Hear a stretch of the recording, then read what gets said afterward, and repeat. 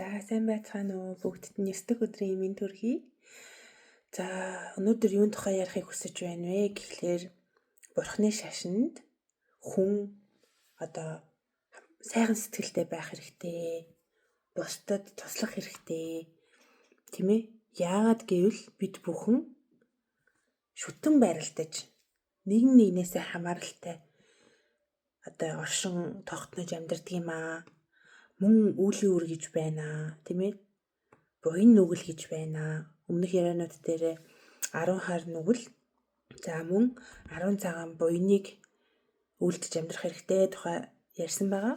За тэгвэл өнөөдөр Бурхны шашинд хүн өөрийнхөө сэтгэл рүү өнгөх сайхан сэтгэлтэй байх тухай ярихдаа гол 4 цаглашгүй 4 сэтгэлийн тухай ярьдаг байх нь байна. За энэ цаглашгүй 4 сэтгэлийг бид бүхэн бодож, бясалгаж, өөртөө тийм ээ дадуулснараа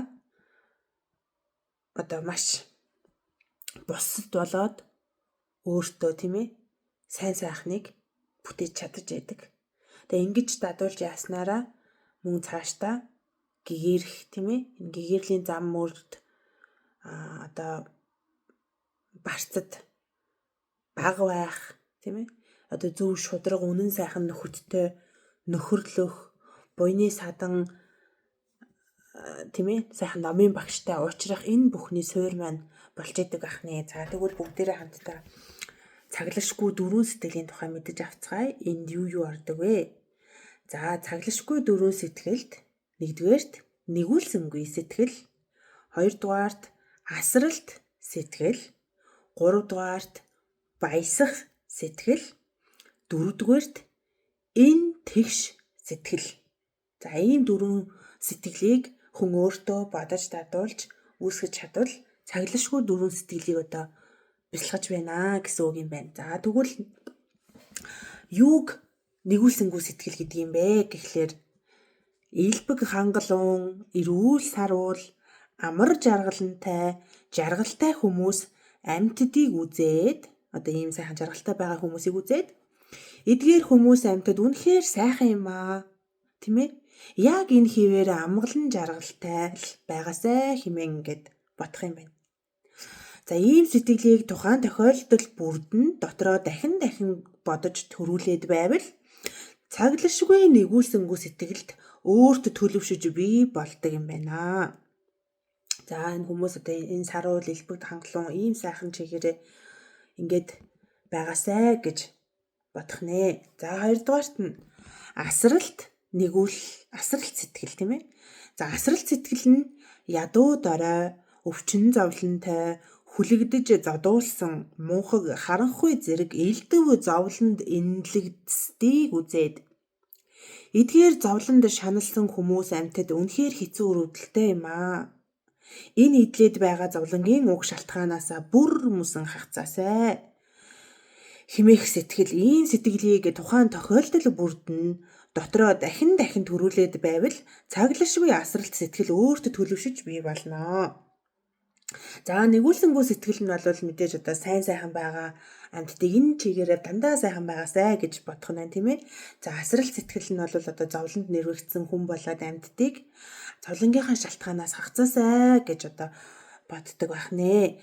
За тэгвэл 3 дахь баясах сэтгэл нь юм бэ гэхлээр урд нь ядуу дорой өвчин зовлонтой бусдын эрхэнд зовж байснаа тэдгээр зовлонгоос хагцаад илбэг хангалуун эрүүл саруул амар жаргалтай болсныг нь үзээд эдгээр хүмүүс амьтад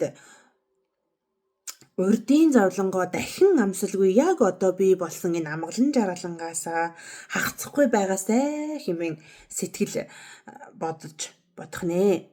За ийм сэтгэлийг тухайн тохиолдол бүрдэн дотроо дахин төрүүлээд байвал цаглашгүй баясхуун сэтгэл өөрт тань төлөвшөж бий болно гэж байна.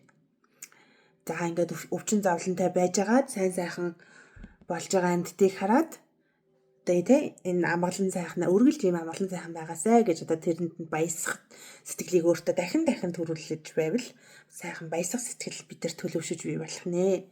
За дөрөвдүгээрт нь энэ тэгш сэтгэл гэж байна.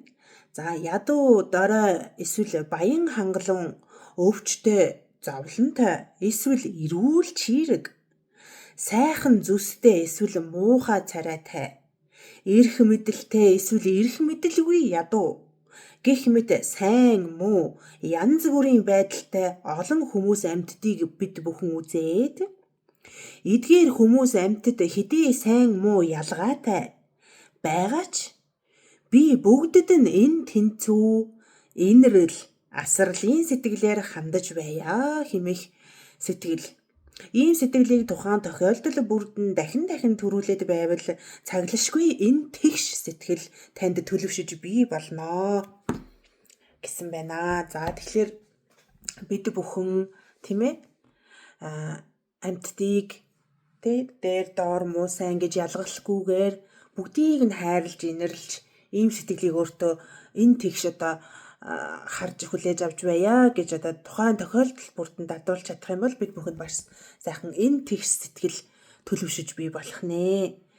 За ингээд энэ дөрвөн цаглашгүй сэтгэлийг тухайн тохиолдол бүртэн бид нар дадуулж яснараа өөртөө цаглашгүй дөрвөн сэтгэлийг бий болгож төлөвшүүлж чадах нь байна. За энэ нь бол одоо Бурхны шашинд хичээн шамдаж байгаа бид бүхний одоо явах зам мөрийн хамгийн чухал хэсэг байгаа. За бүгдээрээ хамтдаа хамаг амьтны тусын тулд цаглашгүй дөрвөн сэтгэлийг төрүүлэх болтугай гэж бодоод 1 минут сайхан хамтдаа бодцгоё.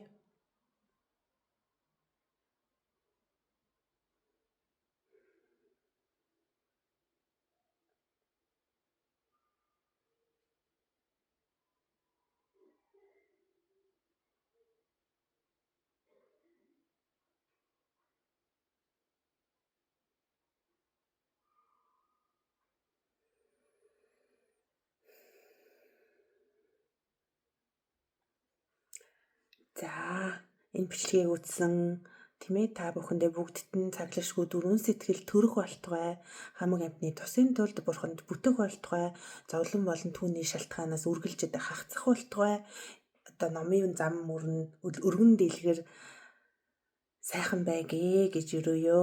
За бүгдд нь баярлалаа. Баяртай.